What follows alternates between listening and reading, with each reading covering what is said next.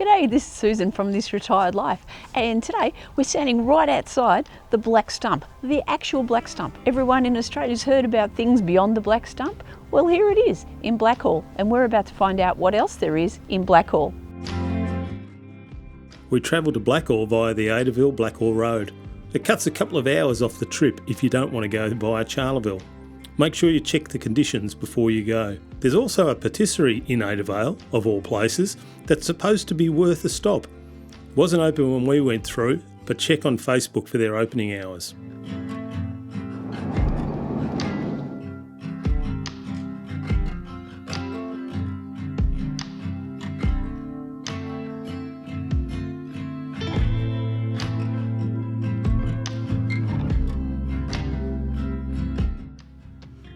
Blackall sits about 100 kilometres north of Tambo on the Matilda Way. It's small and quiet, but the history packed into these streets is out of all proportion to its size.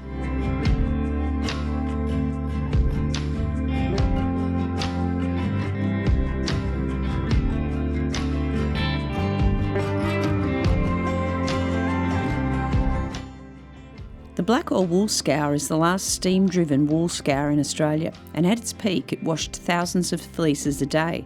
The whole outback economy ran on wool, and this was where it was cleaned before market. It opened in 1908 and ran for 70 years, and now it's a working museum.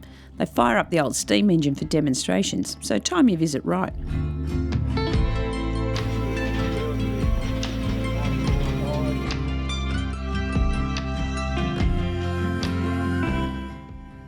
Located next to a natural artesian bore, the facility used the constant supply of warm, soft artesian water to effectively scour grease and dirt from the raw wool.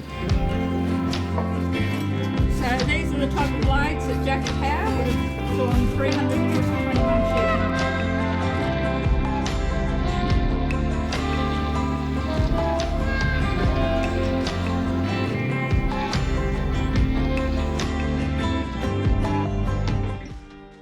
The story that surprised us most isn't the wool or the Black Stump.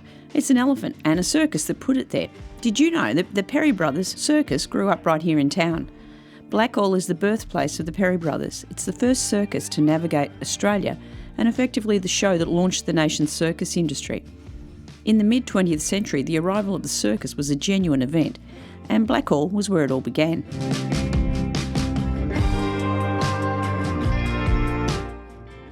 From Blackall we pushed north 100 k's to a town that looks quiet now, but once hosted a revolution. This is the Tree of Knowledge.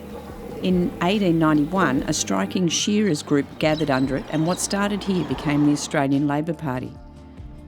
In 2006, someone poisoned the original tree, so what stands now is a memorial that's built around its remains. The Workers' Heritage Centre is across the road, and it covers the strike, the labour movement and what life was like for shearers and station hands out here.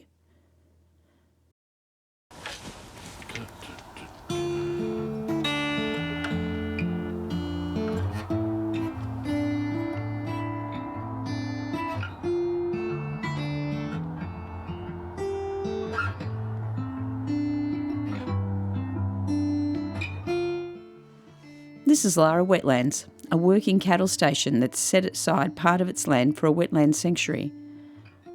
You can kayak, soak in the hot artesian pool, or just sit in the water and watch. Last time we were up this way we drove right past, and I'm glad we stopped this time.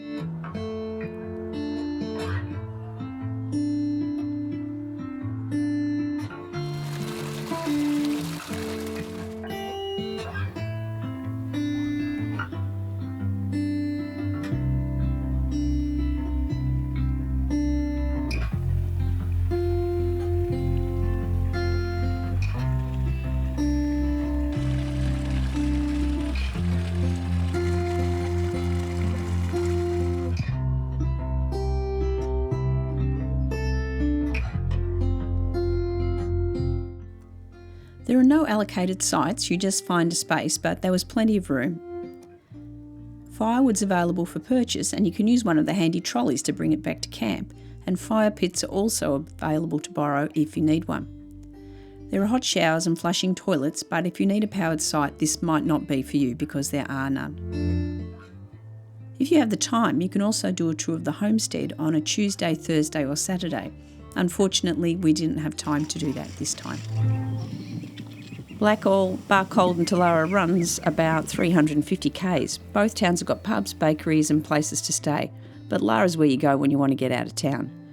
Best time to visit, April to October, because it gets pretty hot up here. Thanks for watching This Retired Life, and make sure you make this retired life better than a vacation.